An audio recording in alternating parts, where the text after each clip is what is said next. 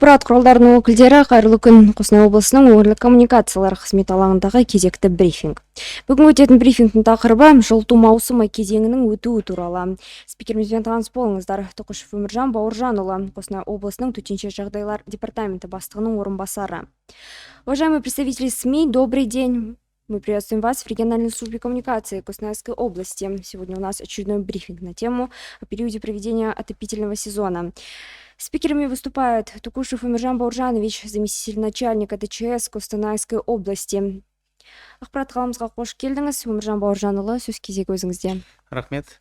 Қайырлы күн, құрметті брифингке қатысушылар және бұқаралық ақпараттар құралдар өкілдері. Жылыту маусымында өрттердің алдын алу жұмыстары төтенше жағдайлар департаментінің және мүдделі мемлекеттік органдардың қызметінде басты мақсаттың болып табылады. Ол жұмыс жүйелі түрде өрттің талдауы және жедел ахуалдың негізінде жүргізіледі. С начала отопительного периода 2024-2025 годов по области зарегистрировано 181 пожар. Из них 65 в жилых домах, 24 в многоквартирных и 95 загораний при дворовых постройках. На пожарах погибло 13 человек, из них 5 детей. Травмировано также 5 человек. От отравления угарным газом погибло 4 человека. Травмировано от угарного газа также 4 человека. В большинстве случаев причинами пожаров явились нарушения правил устройства и эксплуатации печей, это больше 50 случаев, и нарушение правил монтажа и технической эксплуатации электрооборудования и электробытовых приборов, также 55 случаев.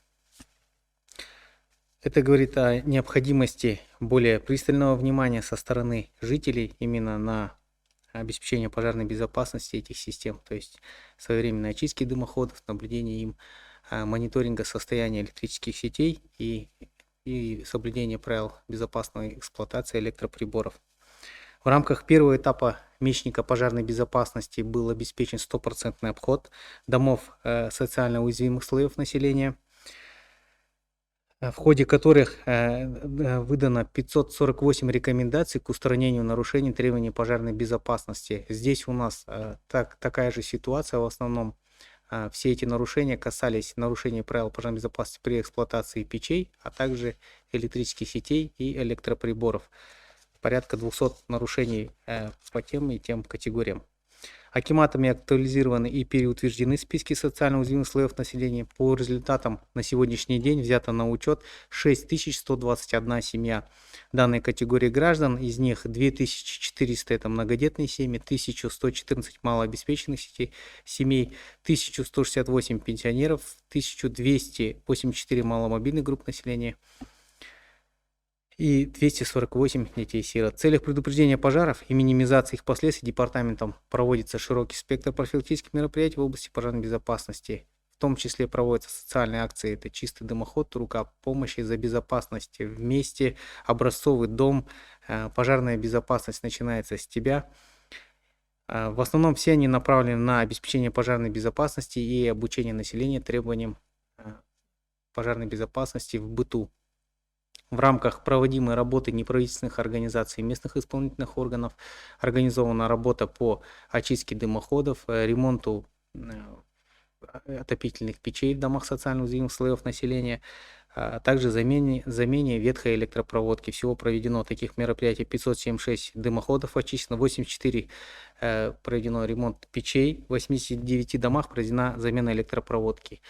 Подразделениями ДЧС совместно с волонтерскими организациями в домах социально уязвимых слоев населения с начала отопительного периода установлено более 2000 датчиков угарного газа.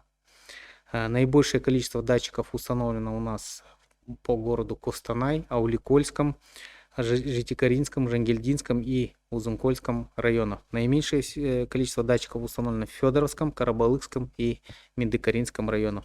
В текущем отопительном сезоне у нас уже зарегистрировано 2 факта сработки данных датчиков. Это в городе Костанай, где проживает малообеспеченная семья и одинокая пенсионерка. В результате удалось избежать отравления угарного газа и, соответственно, потенциально спасти жизни 8 человек, из них 3 детей. Всего с 2019 года, благодаря установленным сигнализаторам угарного газа в 9 домах многодетных малообеспеченных семей, У нас зарегистрировано 6 сработок, в результате спасено 27 человек, из них 15 детей. Учитывая, что часть нашего региона газифицирована, имеется риск гибели людей от отравления природным газом. Для предупреждения таких фактов департаментом ПЧС посредством номера 112 осуществляется еженедельная рассылка с разъяснением требований пожарной безопасности при эксплуатации бытовых газовых отопительных приборов. Также рекомендуем жителям тщательно следить за исправностью газового оборудования, соблюдать правила их эксплуатации и заключать соответствующие договора на обслуживание данных систем. Мировой опыт показывает необходимость привития навыков культуры безопасности детям с раннего возраста. Лекции на противопожарную тематику на сегодняшний день подразделениями ДЧС Костанайской области проведены во всех школах. Также наши сотрудники выступают на родительских собраниях, где разъясняются основные требования пожарной безопасности в быту, а также недопустимости оставления малолетних детей в домах без присмотра. Кроме этого, в целях формирования у детей культуры безопасности, буквально завтра у нас стартует республиканская акция «Единый день пожарной безопасности». Этому будет предшествовать проведение во всех школах области лекций на противопожарную тематику, открытых классных уроков, а также интерактивных уроков с сотрудниками государственного пожарного контроля и ДЧС Костанайской области. В районах и городах ведется трансляция аудио-видеороликов в области пожарной безопасности с применением LED-экранов и громкоговорящих устройств в местах массового скопления людей, в крупных торгово-развлекательных центрах, рынках и кинотеатрах. В связи с отсутствием компетенции по государственному контролю в области пожарной безопасности жилых домов, основные усилия подразделений ДЧС направлены на проведение профилактической работы. В текущий отопительный сезон у нас увеличено количество обходов жилого сектора на 30%, или 19 тысяч домов, и всего охвачено 84 305 жилья, проинструктировано более 156 тысяч человек. К проведению профилактики активно привлекаются волонтеры, неправительственные организации, полиция, средства массовой информации, местные власти и социальные службы. В декабре 2024 года в соответствии с приказом министра по чрезвычайным ситуациям проведен месячник пожарной безопасности. В январе текущего года проводилась массовая акция «За безопасность вместе». К проведению данной акции активно привлекались курсанты Костанайской академии МВД, волонтеры, жилищная инспекция, газовые службы. Всего было проведен обход более 6,5 тысяч домов, проинструктировано свыше 10 тысяч жителей с вручением памяток и разъяснением основных требований пожарной безопасности. Всего с начала отопительного периода в средствах массовой информации проведено 2719 выступлений, из них по телевидению 314, в печати 336, по радио 2069 и в социальных сетях порядка 7 тысяч выступлений. В местах с массовым пребыванием людей по громкоговорящим связи проведено 2736 выступлений. Работа в данном направлении продолжается и находится на особом контроле. Спасибо. Благодарим за предоставленную информацию.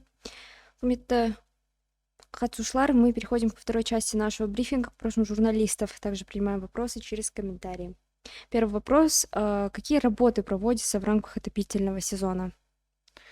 В рамках отопительного сезона, как я говорил, в связи с отсутствием у нас компетенций по осуществлению государственного контроля в области пожарной безопасности в жилом фонде, наши основные усилия направлены на профилактику. То есть профилактика, что подразумевает, это разъяснение основных требований пожарной безопасности путем обхода жилого сектора, вручением соответствующих агитационных материалов, трансляция этих же материалов, различных роликов в социальных сетях, на телевидении, публикация в печати и также проведение таких различных массовых акций. Благодарим за ответ. Следующий вопрос. Сколько пожаров произошло с начала года? С начала текущего года у нас по области зарегистрировано 89 пожаров. В сравнении с прошлого года наблюдается рост пожаров на порядка 20%. Благодарим за ответ. Следующий вопрос. Можете рассказать о проведенных акциях? Какие мероприятия были организованы? В целях профилактики предупреждения пожаров, значит, департаментом ПЧС, как я говорил ранее, с волонтерами, совместно с неправительственными организациями, организован и проводится ряд акций социальной направленности. Основная их цель — обучение населения мерам пожарной безопасности, предупреждение нарушений, предупреждение пожаров и гибели людей.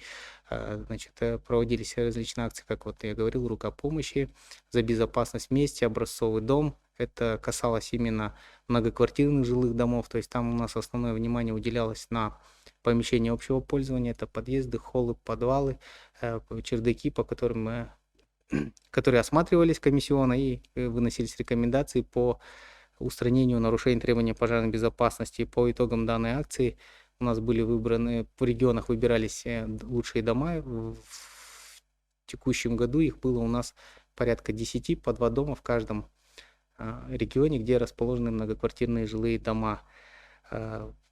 Также вот эта акция «Рука помощи», социальная акция, она проводилась в основном с направлением в домах социально уязвимых слоев населения. Им помогали с ремонтом тех же печей, которые эксплуатируются с нарушением требований пожарной безопасности. Заменялась ветхая электропроводка. И буквально вот завтра, как я говорил, у нас единый день пожарной безопасности, запускается акция. Это во всех учебных заведениях республики. Одновременно инспекторским составом Министерства ПЧС будут проводиться профилактические акции, это занятия, уроки, занятия по безопасной эвакуации, разъяснение основных требований пожарной безопасности, викторины и опросы. Благодарим за вопросы и за ответы. Есть ли еще вопросы? Құрметті қатысушылар, егер сұрақтар болмаса, брифингті аяқтауды ұсынамыз. Барлығыңызға рахмет. Уважаемые участники, мы завершаем наш брифинг. Спасибо за внимание.